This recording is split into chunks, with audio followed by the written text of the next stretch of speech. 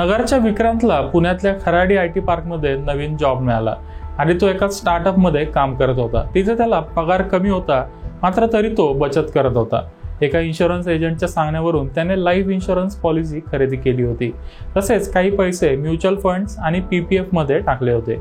आता त्याला नवीन कंपनीमध्ये चांगलं पॅकेज मिळालंय, म्हणून त्याने स्वतःचा फ्लॅट खरेदी करण्याचा निर्णय घेतलाय। म्हणूनच त्याला डाऊन पेमेंटसाठी 10 लाख रुपयाची गरज आहे। हे पैसे जमवण्यासाठी त्याने प्रयत्न चालू केलेत। म्युच्युअल फंडमध्ये चांगला रिटर्न मिळालाय, म्हणून त्याने प्रॉफिट बुक केला आणि 2 दिवसात पैसे त्याच्या अकाउंटमध्ये जमा झाले। इन्शुरन्स पॉलिसी सरेंडर करून काही रक्कम जमा करण्यासाठी त्याने इन्शुरन्स ऑफिसला भेट दिली।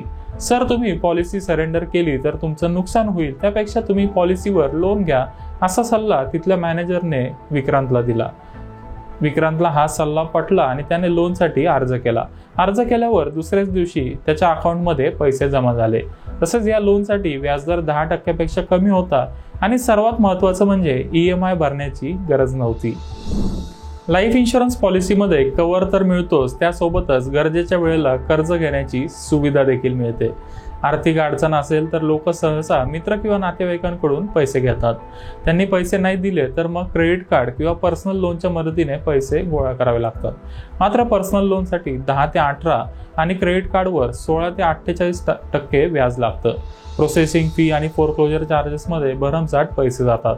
मात्र तुम्ही इन्शुरन्स कंपनीच्या इन्व्हेस्टमेंट प्लॅनमध्ये गुंतवणूक केली असेल तर तुम्हाला कव्हर आणि टॅक्स फ्री मॅच्युरिटी सोबतच तात्काळ लोनची फॅसिलिटी देखील मिळते।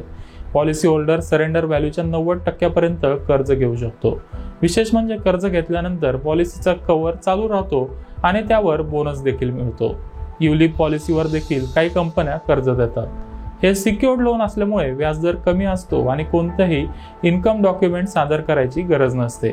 KYC डॉक्युमेंट्स आणि ओरिजिनल पॉलिसी डॉक्युमेंट सादर केली की तात्काळ कर्ज मंजूर होतं आणि काही तासातच पैसे अकाउंटमध्ये जमा केले जातात। लाईफ इन्शुरन्स पॉलिसीवर कर्ज मिळवण्यासाठी कंपन्यांकडे विशिष्ट फॉर्म असतात। पॉलिसी होल्डरने फॉर्म भरून तो इन्शुरन्स कंपनीच्या जवळच्या शाखेत जमा करणं आवश्यक आहे। इन्शुरन्स एजंट या प्रक्रियेत मदत करू शकतात। LIC सह अनेक कंपन्या त्यांच्या वेबसाईटद्वारे पॉलिसीवर कर्जासाठी ऑनलाईन अर्ज करण्याची सुविधा देतात, ज्यामुळे प्रक्रिया जलद आणि पेपरलेस करता येते। यामुळे तुमचा वेळ तर वाचतो, शिवाय कमीत कमी वेळेत पैसे मिळतात। तुम्हाला पैशाची गरज असेल तर पर्सनल लोन किंवा क्रेडिट कार्डपेक्षा लाईफ इन्शुरन्स पॉलिसीवर कर्ज घेणं हा स्वस्त पर्याय आहे।